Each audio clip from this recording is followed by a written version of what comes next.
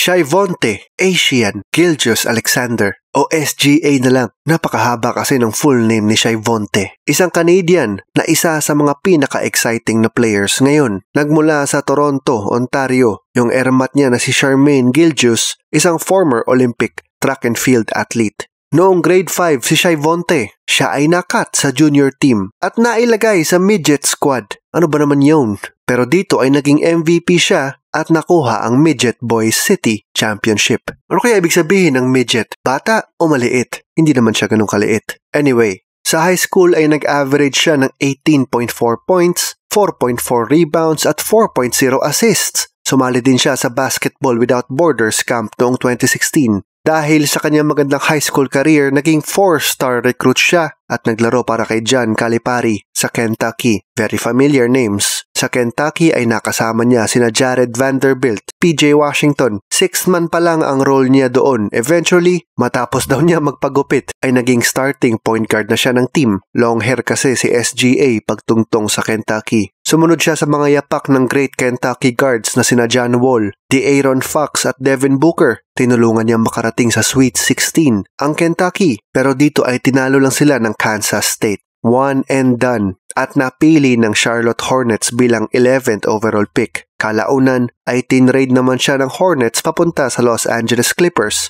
kapalit ng 12th pick na si Miles Bridges at 2 future second round picks. Sa Summer League pa lang, nagpakitang gilas na siya. Nagpatuloy yan sa regular season. Nalaro niya lahat ng 82 games ng Clippers. 73 doon ay bilang starting point guard ni Doc Rivers. Naging parte siya ng surprise Clipper team na nakatungtong sa playoffs bilang 8th seed noong 2019 playoffs. Ito nga yung team na bumura sa 31-point lead ng Warriors sa Game 2 ng opening round sa West. Isa na namang 3-1 story. Natalo man sina Shai sa 6 games, nagsilbi itong magandang experience para sa batang-batang Shai Vonte.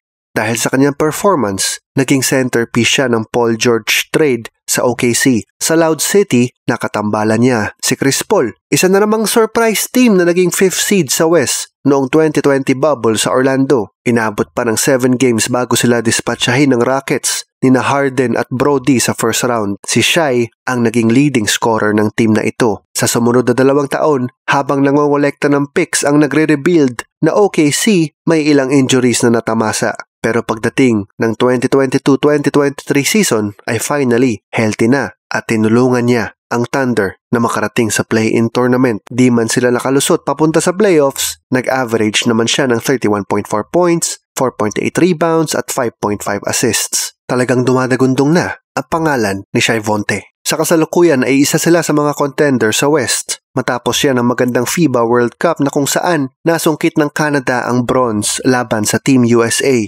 Isa siya sa mga players na nagpakita ng constant improvement. Isa itong ingredient para maging one of the best players sa liga. Pang-4 sa MVP race. Yan! Si Shai Gilgeous-Alexander. Aisha Plok, Luis Ascona sa sulat ni Ryan Garcia. Hanggang sa susunod na episode ng Jump, Balero.